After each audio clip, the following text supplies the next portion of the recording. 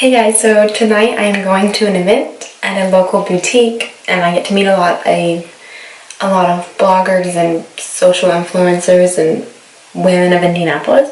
So I am going to get ready and I thought I would show you my makeup and my hair and hopefully my outfit. We are jumping right into this and we are starting on the skin, and I'm using the Tarte Rainforest of the Sea Marine Boosting Mist, and I just got this in my Sephora Play box along with a lot of other things you will see me using, like the Makeup Forever Ultra HD Skin Booster, I believe. I really like this. It's great for going underneath your foundation, before your primer, or it also says you can mix it in with your foundation or your primer to add like an extra boost of hydration, which my skin needs. It's crusty, so if you have any recommendations, that would be awesome. And then I went in with the Urban Decay Optical Illusion Primer, which also came in the Play box, and I really liked it. It really did a really good job of smoothing out my pores and my under eye lines and all that good stuff. So I use this literally all over my face. Next, I went in with the Makeup Forever Ultra HD foundation and in the shade Y245. That's the shade that came in my box, and it ended up matching me pretty well. I didn't intend for this to be a Sephora Play box tutorial, but I got mine in the mail literally right before I started doing my makeup. So I just put this foundation all over my face and made sure to blend it down my neck. Then I went in with the Tarte Shape Tape, of course, in light neutral, put it underneath my eyes. And I do this weird thing that I don't know if it actually helps at all, but I leave it on my face, especially under my eyes, for a really long time. So I'll move on to another part of my face and then come back to it because I feel like it gives it some more coverage if it sits there and like just mingles with my skin for a little bit. So I went in with the e.l.f. brow pencil in the shade neutral brown and just roughly filled my eyebrows in. I'm going to go back later and put a powder and a brow gel in them. So this is just like the rough draft of my eyebrows. Now we're going to move on to the eyes, and I of course am using the Jaclyn Hill with Morphe palette like I always do. And I'm just first going to set my lids. Totally forgot to do that. So I'm just smoothing out the foundation and concealer that is on my eye and just setting it with a little bit of the RCMA No Color Powder just so we have a smoother, cleaner base to work with, and that way your shadows won't drag and won't be patchy and splotchy. So first I'm going to use that pukey brown color in palette, the very center of the second row.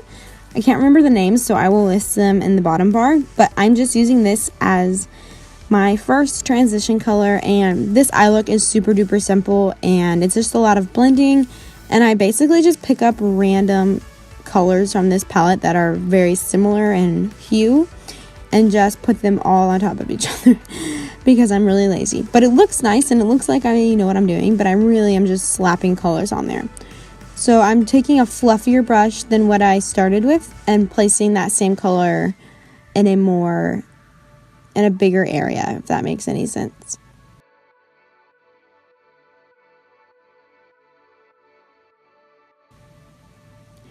And then I took that rust color in the center of the third row, right underneath the pukey brown, on a more densely packed blending brush and focused this more on the outer corner of the eye and blending just up into the crease and over a little bit onto the lid.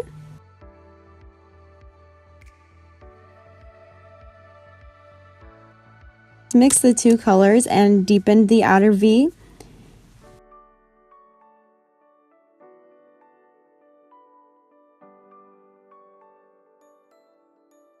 And then I'm just going back in with the fluffy brush and blending out all the edges as much as possible. And then I went in with a tapered blending brush, which is way more densely packed than the first brush I was using, and really strategically placing those deep colors in the outer V and only the outer V. So that's it for the eyes for now, and I'll go back, but I'm just using the RCMA No Color Powder, setting underneath my eyes, and then dusting a little bit where I will contour in bronze just so it's not patchy, and putting a little bit around my mouth and my nose and a tiny bit on my forehead. Then I went in with the Bare Minerals Well Rested Under Eye Brightening Powder and this stuff is my jam. It really brightens up underneath your eyes. You can use it alone just as your concealer, but I'm crazy and I put it on top of my other concealer, and it really helps brighten up under there. So I added a little bit of powder into my brows, just any brown shadow will do, and I'm setting them in place with the Maybelline, I think it's the Fiber Volumizer. I'm not sure, but it will be down below. Of course, going into the contour palette by Anastasia, using the cool tone shade to contour with. And I've discovered that my contour does not need to be brought in as far as I used to bring it. So I really just focus it back by my hairline, underneath that cheekbone, and then I do not drag it any further. I like stop it with my bone, if that makes any sense. And then I'm adding a little bit of bronzer. This is by ColourPop, and I will put the exact name down below because I cannot remember it. I really like it a lot. Don't forget to take it down your neck to make sure your neck matches your face. And then I'm just cleaning up a little bit underneath the bronzer and the contour with the RC Made No Color Powder.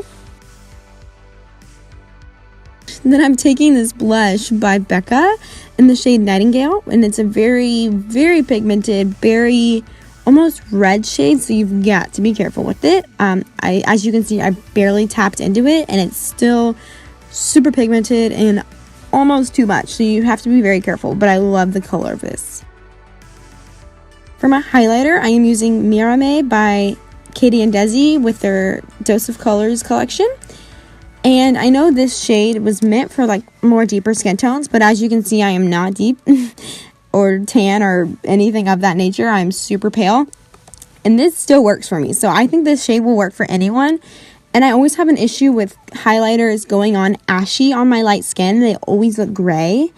And so by putting this one that has a little more of a pigment to it, not just a sheen first, and then going in with a very pearlized sheen on top, I don't get so much of the ashiness happening. So I love to mix the Mirame by Dose of Colors with this ColourPop highlighter, and I will put the name of that one down below as well. For the lower lash line, I'm just taking a mix of the reddish rusty kind of colors in the palette and running them very sloppily underneath my eye. Then to set my face and add some more glow and hydration, I'm using the Glow Mist by Pixie, that's sold at Target, Pixie by Petra. I love this stuff. I used to use it religiously and I forgot about it, and then I got it again, and it has saved Crust City on my face. It is a lifesaver. Okay, now for the hair. I had no idea what I was gonna do. It had been chilling up in a bun with a lot of dry shampoo in it. So when I took it down, I was just working the dry shampoo into my hair, fluffing things out a bit, but probably should have brushed it, and I didn't because I don't brush my hair or wash it. So I was gonna just pin the sides back and do like a half up situation. And I was really liking how it was looking on the sides, but then I decided I didn't like how the back of my head looked. Like when I turned around, it just like wasn't working for me.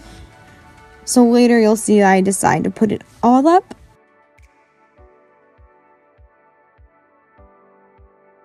So I teased the crown of my hair just to give some more height, and then later on I'll fix it.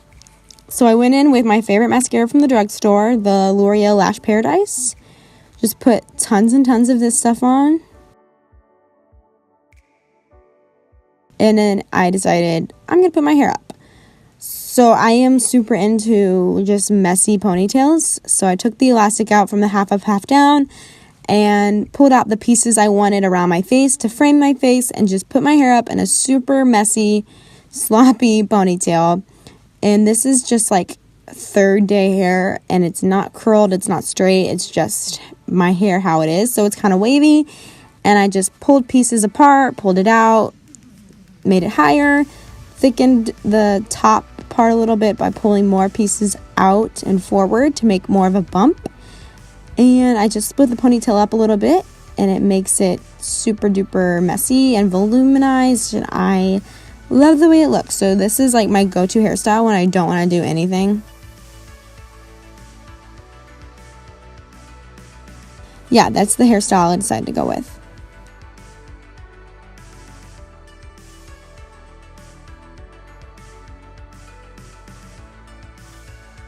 For lips, I went in first with the Dose of Colors liquid lipstick in Sauvage by Katie and Desi, and I love this color. Like, do not get me wrong, it is beautiful, But I was super running late. I was supposed to leave about 10 minutes ago, and I was still sitting there doing lipsticks. So when you're in a time crunch, don't try to do a liquid lipstick without a lip liner.